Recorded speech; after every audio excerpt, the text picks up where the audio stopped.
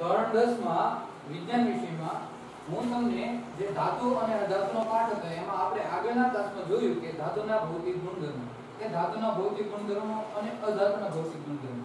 તો આ બંને વિષયની પ્રવૃત્તિ સાથે અને એનો તફાવત પણ જોયો. હવે આપણે આગળના ક્લાસમાં કે આ ક્લાસમાં ક્લાસ 2 કે એમાં વિજ્ઞાન વિષયમાં એના ભૌતિક ગુણધર્મો જોઈએ, ધાતુ અને અધાતુ. હવે આપણે ધાતુ છે તો એના રાસાયણિક ગુણધર્મો કઈ રીતના હોય છે? ધાતુમાં વિવિધ ધાતુ, એલ્યુમિનિયમ, મેગ્નેશિયમ, લોખંડ, કોપર, ઝીંક, પછી સલ્ફેટ, આ વગેરે ધાતુ જેમ કે એલ્યુમિનિયમ, કોપર, લોખંડ, લેડ, મેગ્નેશિયમ, ઝીંક અને સોડિયમ, આ વગેરે જે ધાતુઓ છે તો એના રાસાયણિક ગુણધર્મો એ કેવી રીતના વર્ક કરે છે તેના માટેના આજે આપણે એને પ્રક્રિયા સાથેના આપણે કે ઈ કઈ રીતના કામ કરે છે, એલ્યુમિનિયમ હોય તો કઈ રીતના, કોપર હોય તો કઈ રીતના, તો એના આધારે એના રાસાયણિક ગુણધર્મો જોઈશું કે એના ગુણધર્મો કેવી રીતના છે. તો પહેલું એક છે કે ધાતુ હવામાં સળગે ત્યારે. હવે જો ધાતુ છે હવામાં સળગે ત્યારે તે કેવી રીતના હોય છે? તો મેગ્નેશિયમનો પ્રયોગ તમે જોયો, મેગ્નેશિયમની પટ્ટી, ઈ મેગ્નેશિયમની પટ્ટીને ધારો કે આ મેગ્નેશિયમની પટ્ટી છે, એને હું બર્નર વડે ગરમ કરવામાં આવે.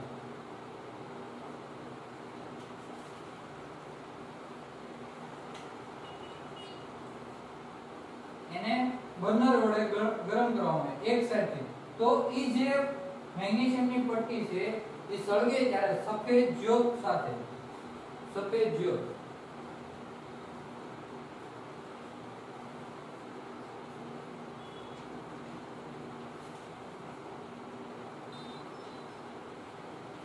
સળગે છે. તો આ મેગ્નેશિયમની પટ્ટી છે, ધાતુ હવામાં જ્યારે સળગે ત્યારે. પણ હવે એની અંદર વિવિધ એને કીધેલું છે કે પ્રવૃત્તિમાં કે આ કોઈ પણ પ્રકારનો તમે પ્રયોગ કરો તો તમે એક તો પેલો ગોગલ્સ પહેરીને, એટલે ચશ્મા પહેરીને,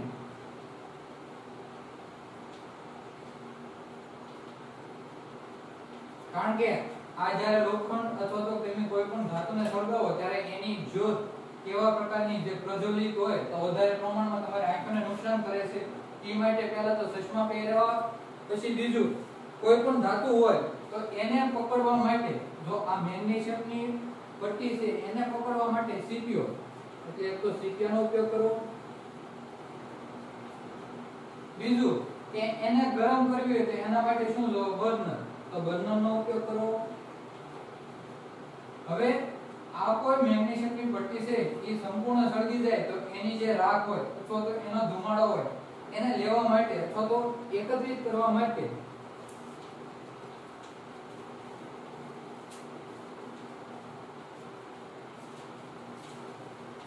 જો ધુમાડો હોય,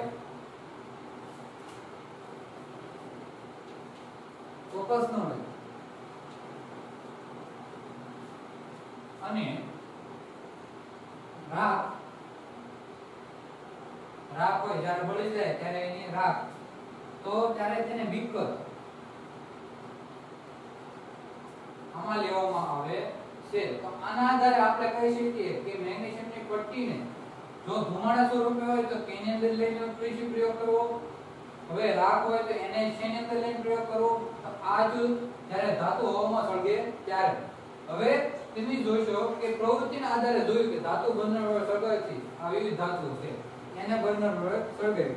હવે એ પાણીમાં દ્રાવ્ય થાય છે કે નહીં? ધારો કે મેગ્નેશિયમની પટ્ટી છે એને પાણીમાં, હવે એનો જે વચ્ચે રાખ વધી છેલ્લે બાળીને એની રાખ વધી તો એને અમુક પાણી સાથેની પ્રક્રિયા કરવામાં આવે. પાણી સાથેની પ્રક્રિયામાં વિવિધ પ્રક્રિયા પહેલા જોઈએ આપણે. પહેલી છે ધાતુઓ ઓક્સિજન સાથે સંયોજન. આનું વિસ્તૃત વર્ણન. ધાતુઓ ઓક્સિજન સાથે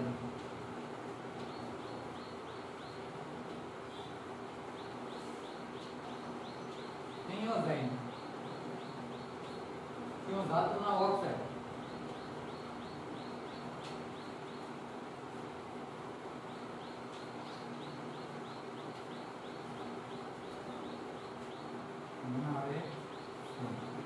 એ વિવિધ ધાતુઓ છે જેમ કે એલ્યુમિનિયમ, કોપર, લોખંડ, લેડ, મેગ્નેશિયમ, ઝીંક અને સોડિયમ વગેરે જેવી ધાતુઓ એને ક્યાં લેવાની? અહીંયા.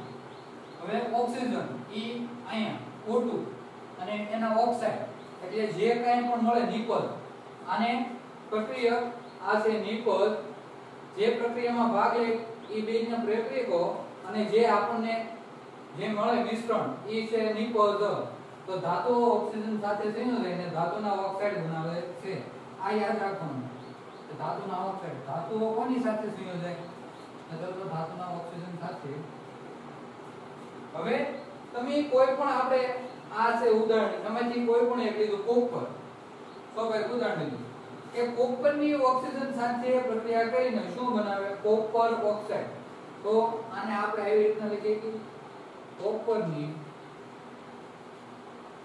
ઓક્સિજન સાથે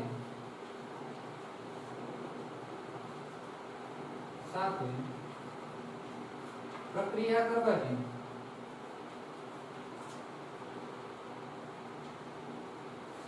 કોપર ઓક્સાઇડ કોપર 2 લખવાનું કોપર ઓક્સાઇડ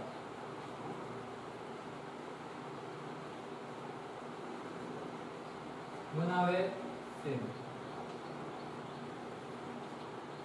હવે આને આપણે દર્શાવવું હોય તો કોપરને સોલિડ સ્વરૂપ એટલે ઘન સ્વરૂપમાં હોય ધાતુ હંમેશા ઘન સ્વરૂપે તો એને S વડે દર્શાવવાનું હવે O2 એટલે આ ઓક્સિજન છે એને લિક્વિડ સ્વરૂપે લીધો છે ત્યારે અથવા તો એક્યુ સ્વરૂપે લ્યો તો હવાનું એક્યુ સ્વરૂપ હવે આ જે આખું મિશ્રણ મળ્યું એ છે કોપર ઓક્સાઇડ જે કોપર 2 ઓક્સાઇડ આ મળ્યું કોપર ઓક્સાઇડ કે ધાતુની ઓક્સિજન સાથેની પ્રક્રિયાથી એની નિપજ આપણને કોપર ઓક્સાઇડ મળે છે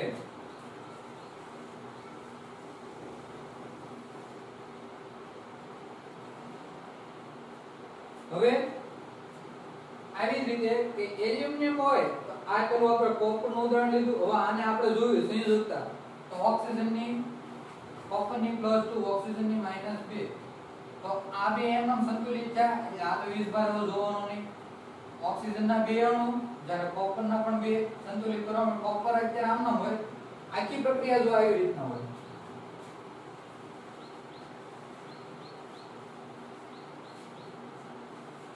જો કોપર છે અને ઓક્સિજન હાઈ ભેગો કાના સૂત્ર હાઇડ્રોજન હિલિયમ લિથિયમ હાઇલી બે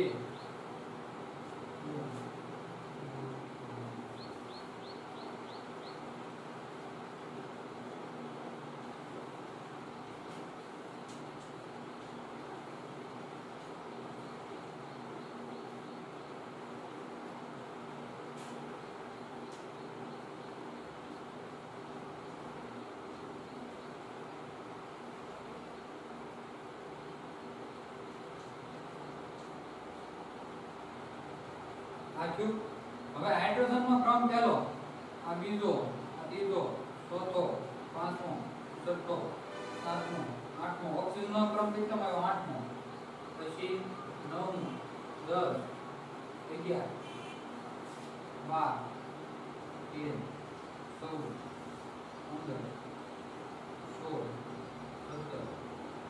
17 18 19 20 આમાં કોપર ક્યાં આવે છે નહીં તો આપણે ઓક્સિજન મળ્યું તો ઓક્સિજનનો ક્રમ કેટલો 8મો છે હવે આની ઇલેક્ટ્રોન રચના આપણે દર્શાવ્યું તો આ ઓક્સિજનનો અણુ છે એની પ્રતિની પ્રથમ આયતન કક્ષામાં કેટલા 2 તો એક ઇલેક્ટ્રોન અહીંયા E1 અને બીજો અહીંયા E2 એટલે E1 બે ઇલેક્ટ્રોન હવે કેટલા આવી ગયા 8 છે તો એમાંથી 2 જાય તો કુલ ટોટલ કેટલા 6 તો 1 2 3 4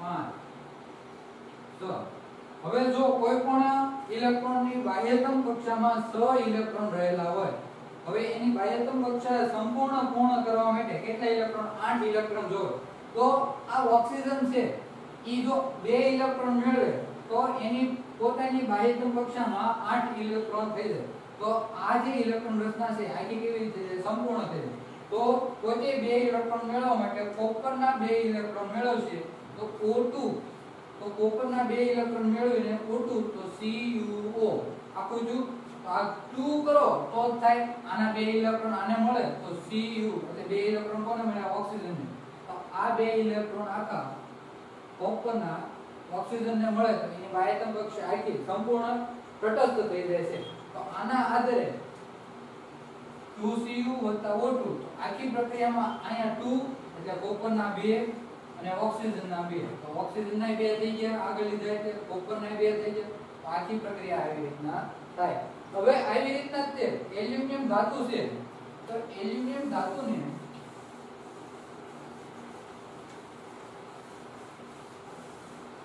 કે એલ્યુમિનિયમ ધાતુની ઓક્સિજન સાથે પ્રક્રિયા કરીને એલ્યુમિનિયમ ઓક્સાઇડ Al2O3 તો આને આપણે વિસ્તૃત સ્વરૂપે લખવું હોય તો કઈ રીતના એલ્યુમિનિયમ ધાતુને ઓક્સિજન સાથે પ્રક્રિયા કરીને એલ્યુમિનિયમ ઓક્સાઇડ બનાવે છે તો ચાલો લખો એલ્યુમિનિયમ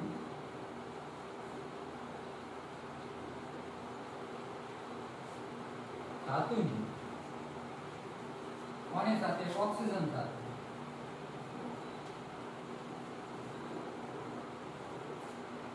ઓક્સિજન સાથે પ્રક્રિયા કરવાથી કઈ નિકોલ મળે aluminium oxide Al2O3 aluminium oxide મળે છે અથવા તો બને આપણે મળે છે તો આ જો કે ધાતુની ઓક્સિજન સાથેની પ્રક્રિયાથી ધાતુના ઓક્સાઇડ એટલે એલ્યુમિનિયમની ઓક્સિજન સાથે પ્રક્રિયા કરવાથી એલ્યુમિનિયમ ઓક્સાઇડ બને આ વિવિધ ઉદાહરણો જોયા હવે એની પછી આ એલ્યુમિનિયમ ઓક્સાઇડ જે મળ્યો એ આ તો કેવું છે એસિડ એટલે હાઇડ્રોક્લોરિક એસિડ હવે આ તમારે બધાને જો આખી નિકોલ આવી રીતના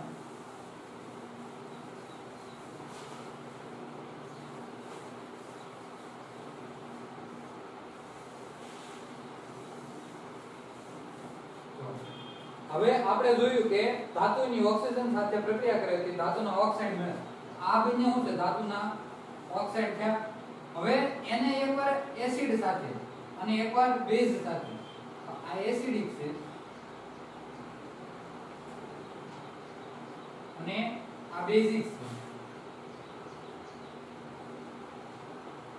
બંને સાથે પ્રક્રિયા કરવામાં તો પહેલા એને એસિડ સાથે પ્રક્રિયા કરે તો શું મળ્યું એક તો પાણી અને બીજું એના ક્ષાર તો આ ક્ષાર છે અને આ છે પાણી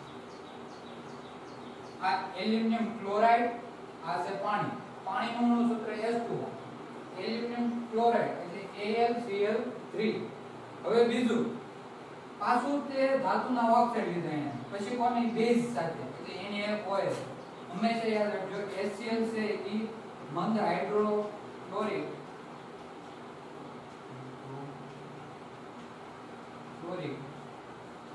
એસિડ જ્યારે NaOH sodium oxide hydroxide SOH લાગ્યું છે હાઇડ્રો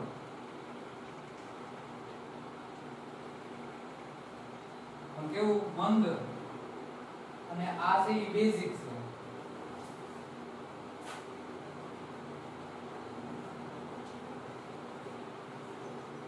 તો આવી રીતના ધાતુના ઓક્સાઇડની એસિડ અને બેઝ સાથે પ્રક્રિયા થવાથી એટલે આને આપણે લખવું હોય તો આવી રીતના લખીએ કે ધાતુના ઓક્સાઇડની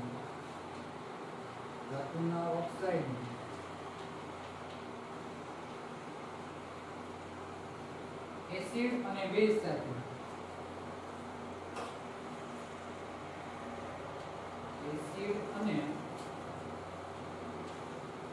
બેઝ સાથે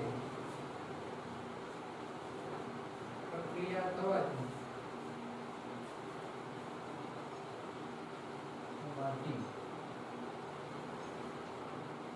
ધાતુના ક્ષાર અને પાણી મળે છે. તો પહેલા આ લખી નાખવાનું ધાતુના ઓક્સાઇડની એસિડ અને બેઝ સાથે પ્રક્રિયા થવાથી ધાતુના ક્ષાર અને પાણી મળે છે. પછીની આ બે પ્રક્રિયા લખવાની કે Al2O3 6HCl. આ જે છે 6 2 અને 3 આ છે બધી પ્રક્રિયાને સંતુલન કરવા માટે હોય છે. કે એલ્યુમિનિયમ છે તો એના બે અણુ, તો અહીંયા Al2 છે, ઓક્સિજનના કેટલા છે 3, તો આપણે સામે જોયું અહીંયા ઓક્સિજનના કેટલા, અહીંયા 1 છે પણ આગળ ગુણાકારમાં 3 મૂકી છે, 3 થઈ ગયા ઓક્સિજનના.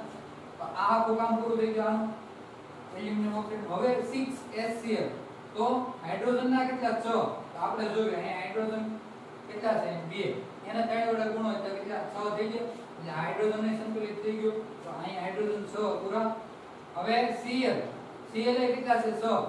હવે Cl જો અહીંયા Cl3 છે, એના ગુણ્યા 2 કરો એટલે 3 દૂર 6, એટલે આ પણ આખી પ્રક્રિયા કેવી થઈ, સંતુલિત પ્રક્રિયા થઈ ગઈ.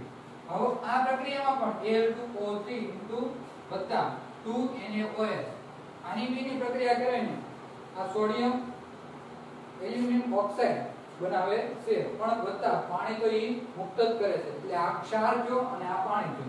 હવે એની પ્રક્રિયા સંતુલિત કરવા માટે Al2 એટલે એલ્યુમિનિયમના 2, પછી O3 તો 2 આના 2 4 આના 4 થઈ ગયા, અને આ 1 5.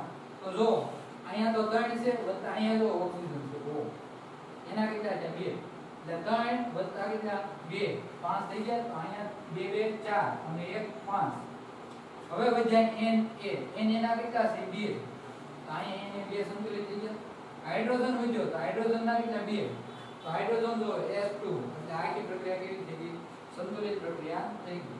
તો આને તમે લખો તો ધાતુના ઓક્સાઇડની એસિડ અથવા તો બેઝ સાથે પ્રક્રિયા કરે છે, ધાતુના ક્ષાર અને પાણી મળે છે.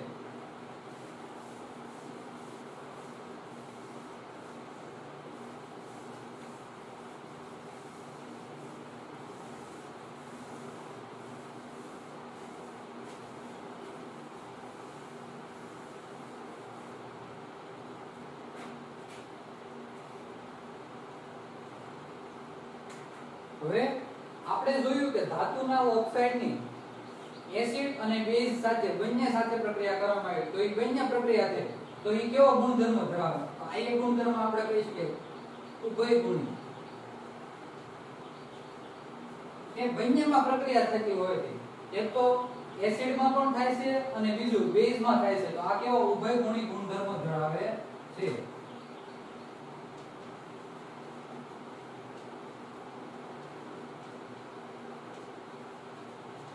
કારણ કે એસિડ અને બેઝ બંને માધ્યમમાં પ્રક્રિયા કરતા હોવાથી. હવે Na2O અને H2O પાણી સાથે કે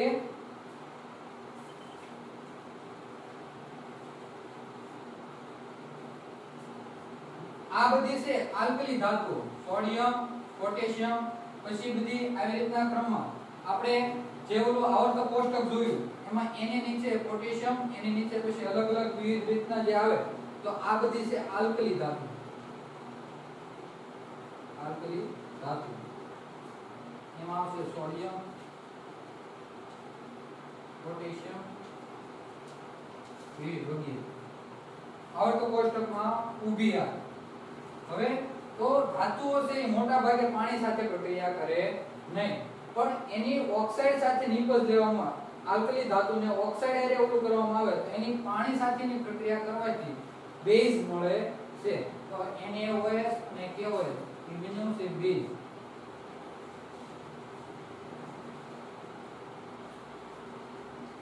એ ધાતુઓની પાણી સાથે આલ્કલી ધાતુઓ છે એના ઓક્સાઇડ મેળવીને પાણી સાથે પ્રક્રિયા કરવામાં આવે, આને કહેવાય સોડિયમ, એને છે સોડિયમ ઓક્સાઇડ, આને કહેવાય પોટેશિયમ ઓક્સાઇડ.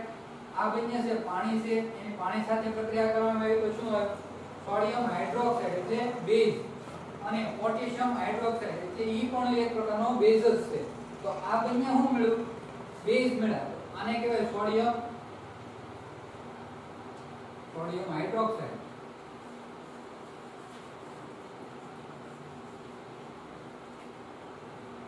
આ છે પોટેશિયમ હાઇડ્રોક્સાઇડ.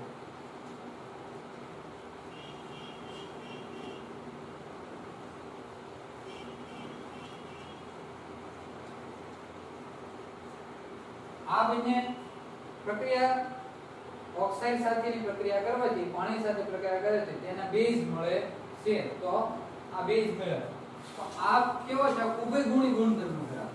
એ બંને સાથે પ્રક્રિયા કરી છે, એસિડ સાથે પણ અને બેઝ સાથે પણ. તો આ એક ગુણધર્મ કયો છે? ઉભયગુણી ગુણધર્મ ધરાવે છે. હવે તેની વિવિધ પ્રકારના ધાતુઓને ઓક્સિજન સાથે સમાન રીતે પ્રક્રિયા કરી છે. હવે તો આના આધારે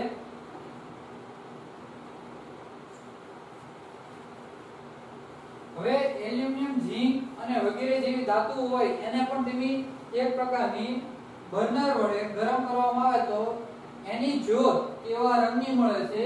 લોખંડ હોય તો એને પણ આપણે ગરમ કરવી તો કેવા રંગના મળે છે, પછી તેની જ્યોત કેવા રંગની મળે છે. હવે જ્યારે એને ગરમ કરવામાં આવે તો તે કેવી રીતના સળગે છે એ તમારે કહેવાનું. જો ધુમાડો ઉત્પન્ન થતો હોય તો અમુક ધુમાડામાં પરિવર્તન પામતા હોય, અમુક રાખમાં પરિવર્તન પામતા હોય. જેમ કે મેગ્નેશિયમ છે ઈ એને મેગ્નેશિયમની પટ્ટીને સળગાવવામાં આવે તો તે રાખમાં પરિવર્તન પામે છે. અને પછી જ્યારે એને પાણીની અંદર મિક્સ કરવામાં આવે એટલે કેવું પાણી? શુદ્ધ પાણી. તો એને પાણીની અંદર મિક્સ કરવામાં આવે તો કેવું ગુણધર્મ ધરાવે છે એ આપણે આગળના ક્લાસમાં જોયું કે લિટમસ પેપરની મદદથી બે પ્રકારના લિટમસ પેપર, લાલ અને ભૂરું.